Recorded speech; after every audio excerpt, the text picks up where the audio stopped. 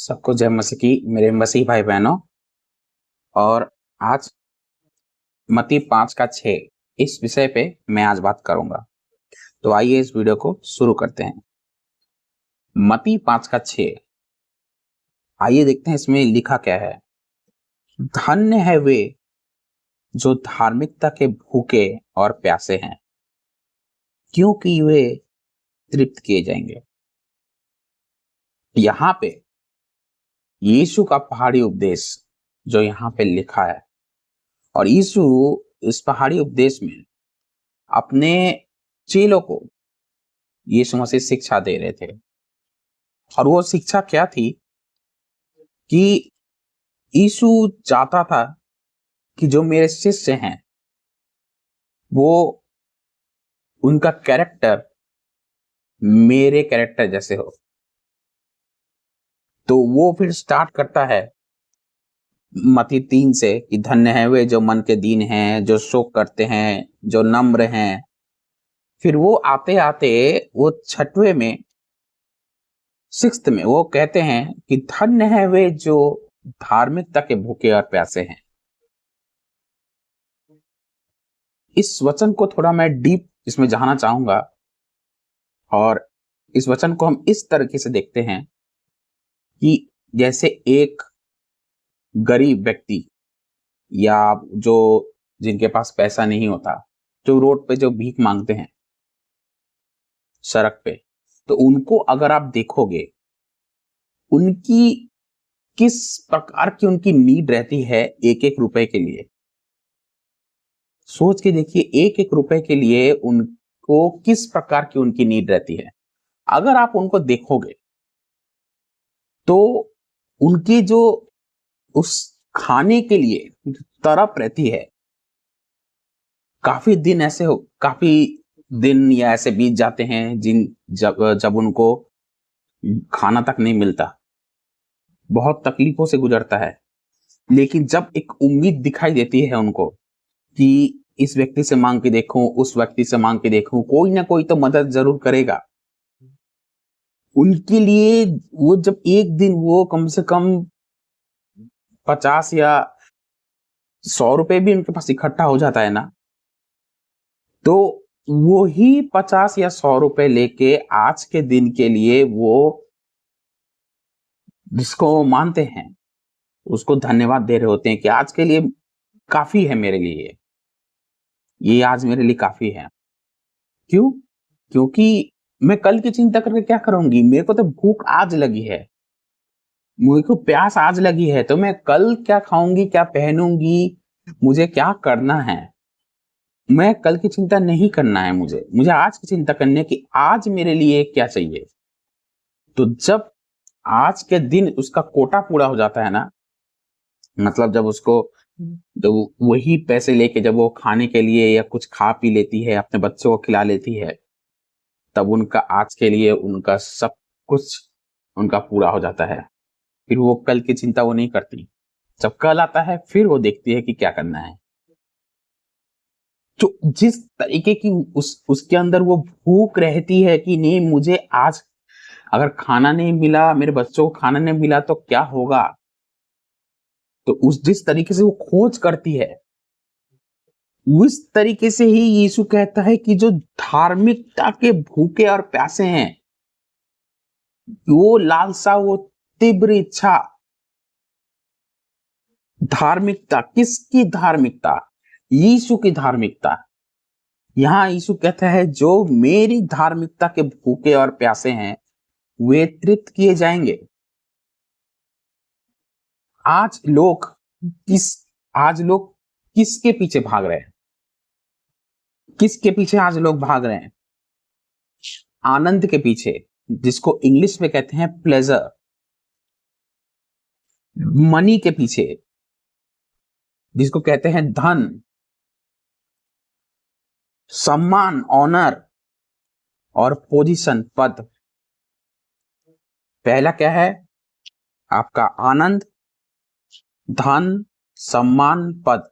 आज लोग इसके पीछे भाग रहे हैं, इसी के पीछे भाग रहे हैं, क्योंकि इस दुनिया में उनको ऐसा लगता है कि इस दुनिया में जीने के लिए यही जरूरी है, यही चाहिए, इसके बिना काम नहीं चलेगा।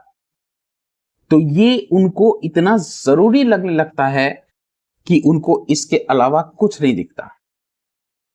तो मतलब आनंद के पीछे भागते हैं, प्लेजर, धन के पीछे भागते हैं, ऐसे ऐसे धन के पीछे भागना, ऐसे ऐसा काम करके बैठते हैं जिसकी जिसकी कोई हद नहीं। पौलुस कहता है कि जो धन के पीछे भागता है वो ऐसे ऐसे फंदे और हानिकारक लालसाओं में फंसता है, हानिकारक लालसाओं में फंसता है जिससे वो बाहर नहीं निकल पाता। उसको उसको उस वहां से बाहर निकलने के लिए उसकी जिंदगी उसकी खत्म हो जाती है, क्योंकि वो उस ट्रैप में, उस जाल में फंस गया होता है। आपको पता है कि पैसों से इस दुनिया में बहुत कुछ हो सकता है।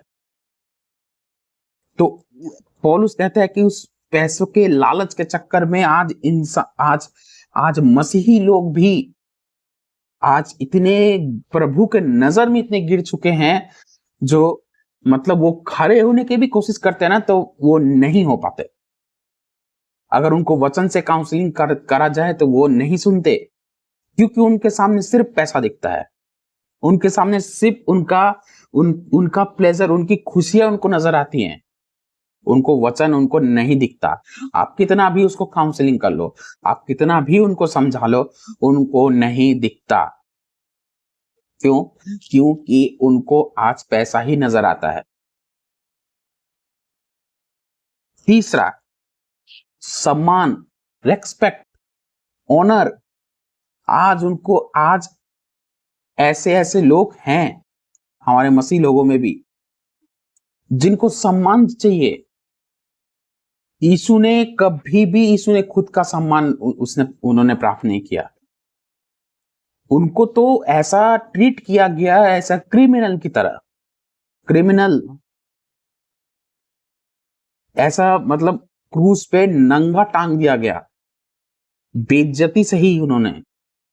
लेकिन आज हम मसीही लोगों को ऑनर चाहिए, सम्मान चाहिए।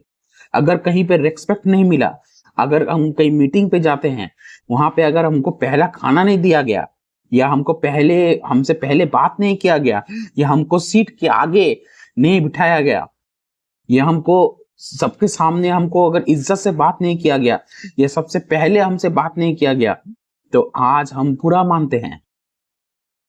हमको सम्मान चाहिए होता है। और साथ ही साथ में आता है पद, पोजीशन।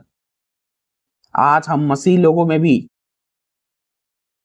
पास्टर का पद, बिशप का पद, एपोस्टल का पद, एवांजलिस्ट का पद, ये पद लगाकर, प्रॉफिट का पद, ये पद लगाकर आज हम घूम रहे हैं, जबकि ये बाइबल में ये पद है ही नहीं, ये काम है, ये पवित्र आत्मा तय करता है कि इसको क्या देना है। लेकिन आज दिक्कत की बात यह है कि आज हमको इस पद लेके आज मसीही लोग इसमें खुद को घमंड महसूस करते हैं कि मैं बिशप हूं, मैं अपोस्टल हूं, मैं ये हूं, मैं फलाना हूं। इसी को लेके वो सम्मान चाहते हैं, उसी को लेके वो जो कलीसिया के लोग हैं वो उस पैर छुलवाते हैं, अपना पैर छुलवाते हैं।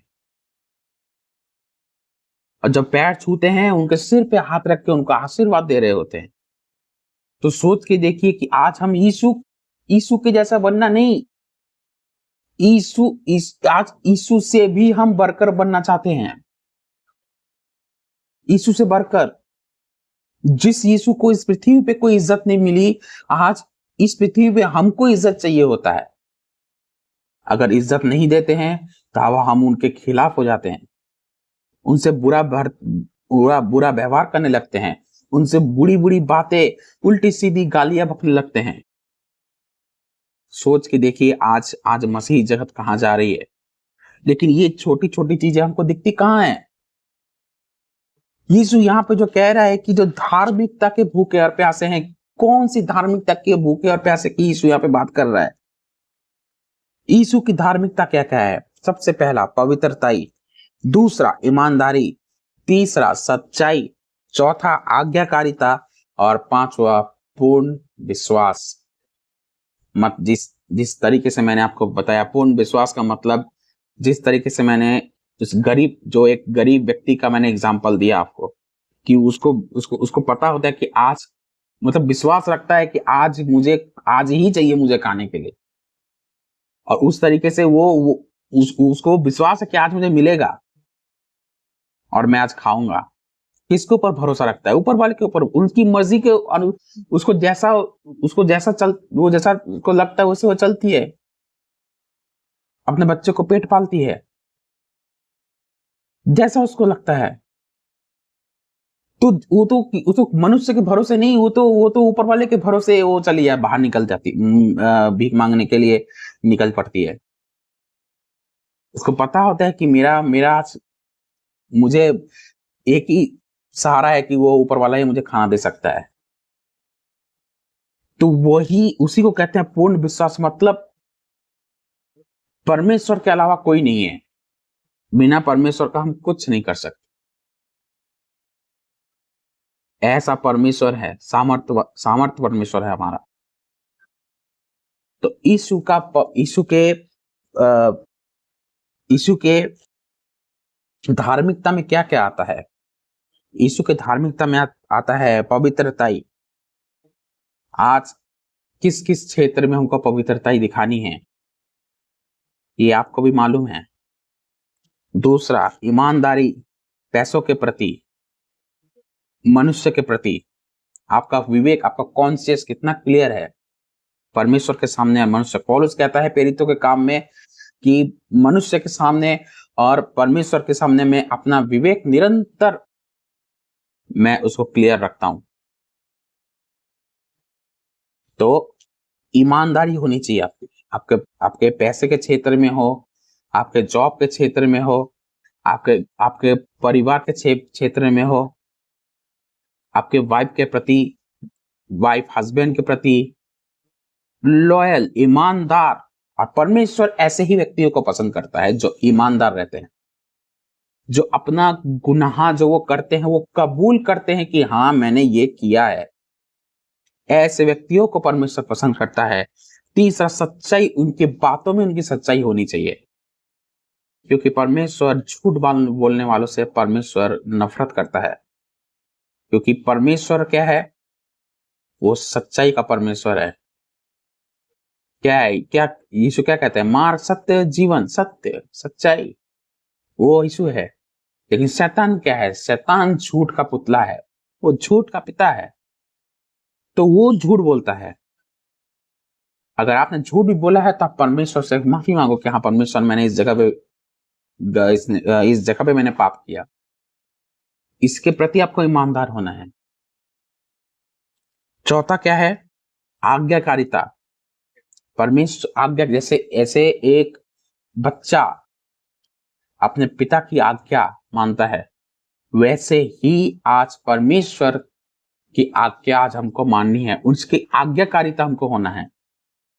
जैसे यीशु इस पृथ्वी पे रहते हुए जब अपने पिता की आज्ञाओं को पूरा करता था, उसकी आज्ञाकारिता में बना था अपने पिता की इच्छा के बिना यीशु ने इस पृथ्वी पे एक भी काम नहीं किया। तो वैसे ही यीशु के खिलाफ आज हमको एक भी इस पृथ्वी पे काम नहीं करना। जैसा यीशु चाहेगा हमको वैसे चलना है। इसी को कहते हैं आज्ञाकारिता। जैसे एक पत्नी एक पति की अधीन रहती है, वैसे ही आज हमको यीशु के अधीन रहना है। क्यों? क्योंकि एक स्त्री का सिर कौन है? पुरुष। पुरुष का स्त्री कौन है? यीशु। और यीशु का सिर कौन है? परमेश्वर, परमेश्वर पिता। तो आज आज आज हमारा कलीसिया का सिर कौन है? यीशु मसीह। कलीसिया कौन है? दुल्हन। तो आज हमको किसकी आज्ञाकारिता में रहनी है? आज हम दुल्हन हैं, एक स्पिरिचुअल ब्राइड है हम। तो यीशु हमारा दुल्हा है, तो हम उसके अधीनता में हमको रहना है। इसी को कहते हैं मसीही जीवन। और आखिरी है संपूर्ण विश्वास। जब यीशु ने कहा कि तुम पहले मेरे राज्य की खोज करो, बाकी सारे वस्तुएं तुमको मिल जाएंगी। अन्य जाति लोग क्या खाएंगे, क्या पहनेंगे, क्या पिएंगे, उसकी चिंता करते हैं, लेकिन हम विश्वासी हैं। यीशु ने कहा कि तुम्हारी क्या आवश्यकता है वो मुझे पता है, तो इस पे विश्वास करना है। जब यीशु ने कहा कि तुमको तुम्हारे पाप क्षमा किए जाएंगे, तुम जब माफी मांगते हो तुम्हारे पाप क्षमा किए जाएंगे, तो उस पे भी हमको विश्वास करना है कि हाँ, यीशु ने मेरे पाप को क्षमा किया। जब तकलीफ परेशानी आती है, ऐसा नहीं है इस पृथ्वी पे कभी भी परेशानी आपको नहीं आएंगी। इस दुनिया में आप बिना परेशानी का जीवन तो अब नहीं जी सकते, वो आना आएगा ही आएगा जब तक आप नहीं मरोगे। लेकिन यीशु यहां से बाहर निकालने में भी सक्षम है। इस पे भी आपको विश्वास रखना है। हर परिस्थिति में हमको कुरकुराना नहीं है, संपूर्ण यीशु पर विश्वास। चाहे आपकी जॉब चली जाए, चाहे आपकी घर में कोई आर्थिक परिस्थिति आ जाए, चाहे आपके फैमिली मेंबर में कोई परेशानी आ जाए, चाहे आपके ऑफिस में कोई परेशानी आ जाए, कुछ भी आपके साथ हुआ हो, ये भयंकर से भयंकर चीज, उसमें भी आपको संपूर्ण विश्वास आपको यीशु पे रखना है, क्योंकि हम यीशु की आज्ञाकारिता में रहते हैं, हम उसके अधीन हैं, तो हमको संपूर्ण विश्वास उसके ऊपर रखना पड़ेगा। इसी को कहते हैं अधीनता। तो ये यहाँ पे जो यीशु कहता है कि धन्य है वे जो धार्मिकता के भूखे और प्यासे हैं। यीशु की धार्मिकता की जो भूखे और प्यासे हैं, जो पवित्रताई के भूखे और प्यासे हैं, जो ईमानदारी के भूखे और प्यासे हैं, जो सच्चाई के भूखे और प्यासे हैं, जो आज्ञाकारिता के भूखे और प्यासे हैं, जो संपूर्ण विश्वास के जो भूखे और प्यासे हैं, यही है यीशु की धार्मिकता।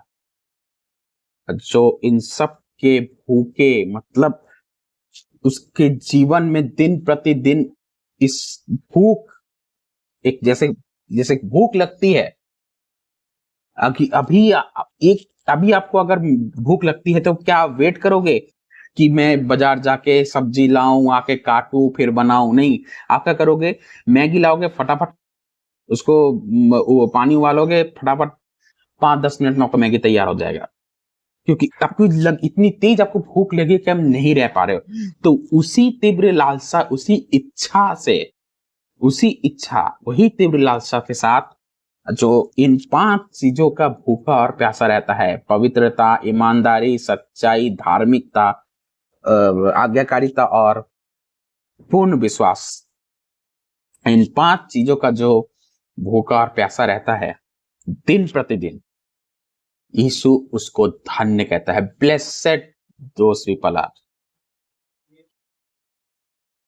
ब्लेसेड कहता है, ब्लेस करता है यीशु उसको कि ब्लेसेड पीपल है वो जो इस धार्मिकता के भूखे और प्यासे रहते हैं, वे तृप्त किए जाएंगे। आशा करता हूं आज इस वचन के द्वारा आपको बहुत कुछ सीखने को मिला होगा। और मैं एक एक अध्ययन का, उस एक एक वचनों का मैं डीप अध्ययन एनालिसिस करके मैं आज आपको बताता हूं, हर वीडियो में बताता हूं, ताकि वो आप भी जानो और मैं भी जब आपको बताता हूं तो मैं भी काफी कुछ सीखता हूं। और खाली हमको सीखना ही नहीं है, हमको उसकी आज्ञाकारिता भी, यीशु की आज्ञाकारिता भी हमको होना है।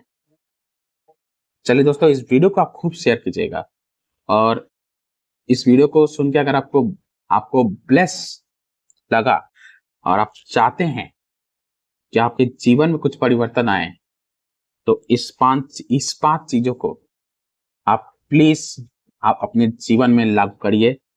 और परमेश्वर ईमानदार व्यक्तियों को पसंद करता है। मैं पहले भी कह चुका हूं और अभी भी कह रहा हूं, परमेश्वर ईमानदार व्यक्तियों को पसंद करता है। इसीलिए परमेश्वर उसी को ऊपर उठाता है, याकूब 4:6, जो नम्र व्यक्ति हैं, क्योंकि परमेश्वर अभिमानियों का विरोध करता है। चलिए दोस्तों, अपना ख्याल रखें, मिलते हैं नेक्स्ट वीडियो के साथ, तब तक जय मसीह।